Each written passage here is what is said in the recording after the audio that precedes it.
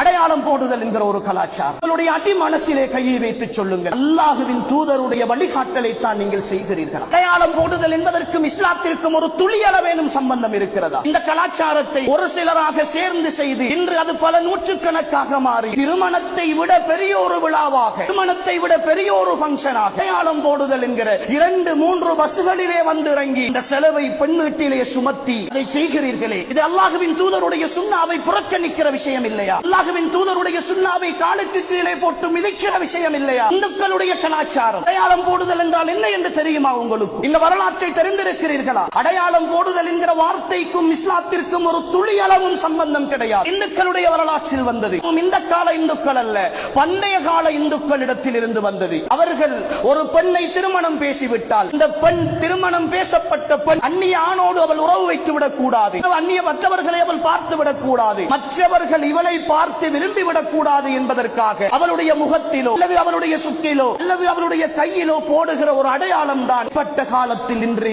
தங்க நகையாக மாறி வந்திருக்கிறது. உறவுகளே, பெண்களை கேவலப்படுத்துகிற ஒரு அம்சம். பெண்ணை பெற்ற ஒவ்வொரு தந்தையும் புரிந்து கொள்ளுங்கள், உங்களுடைய மகளின் மீது கொண்டிருக்கிற அவநம்பிக்கையினுடைய வெளிப்பாடு அடையாளம் போடுதல். உங்களுடைய மகளின் மீது கொண்டிருக்கிற அவநம்பிக்கையினுடைய வெளிப்பாடு. லட்சக்கணக்கில் செலவழித்து அலங்கரித்து உங்களுடைய மகளில், என்னுடைய மகளில் எனக்கே நம்பிக்கை இல்லை, தவனோடு போய்விடுவாள், எதையாவது போட்டுவிட்டு போங்கள் என்று சொல்லி நீங்கள் உங்களுடைய பிள்ளையை கொண்டு சோதித்துக் கொண்டு வைக்கிறீர்களே, வெட்கம் இல்லையா?